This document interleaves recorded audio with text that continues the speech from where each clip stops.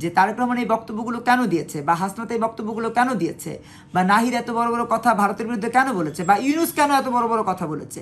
কারণ ভারতের বিরুদ্ধে কথা বললে মানুষের সেন্টিমেন্টাল জায়গাটা গ্রো করা যায়। মানুষ ভাবে যে আরে বাবা ভারত বিরোধী মানেই খুব ভালো মানুষ। আসলে তো তা না।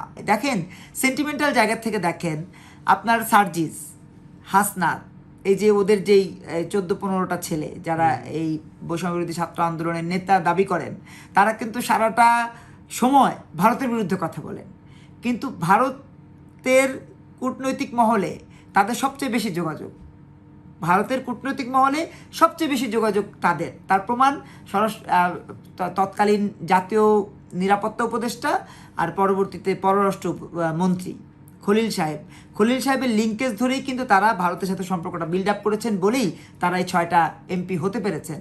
কেন আপনি প্রশ্ন করতে পারেন যে ভারতের সাথে সম্পর্ক, হ্যাঁ ভারতের সাথে সম্পর্কের কারণেই নির্বাচনটা সুষ্ঠু হয়েছে। পাকিস্তানের সাথে সম্পর্কগুলো তো নির্বাচনটা সুষ্ঠু হতো না।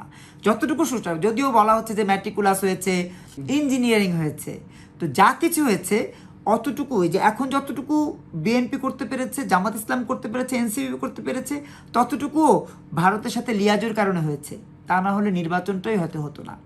কারণ বন্ধু দেশ ভারত চাইলেই বাংলাদেশে একটা হট্টগোল লাগাতে, বাংলাদেশে ওই যে আসিফ নজরুল বলেছিলেন প্রায় 26 লাখ কর্মচারী আছে, 26 লাখ না হোক 26,000 তো আছে।